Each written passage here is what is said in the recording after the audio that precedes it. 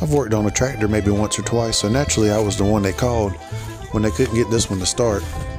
And I crawled all underneath it looking for a safety switch or something, and all I found was a bed of ants. I got covered in that. But checked out the battery, and the terminal was basically just corroded off. So I took the battery out, got it charged, replaced the terminal, and that's all it was, busted right off. So that was a easy fix, and hopefully nothing else will go wrong. Anyway, that's it. Bye.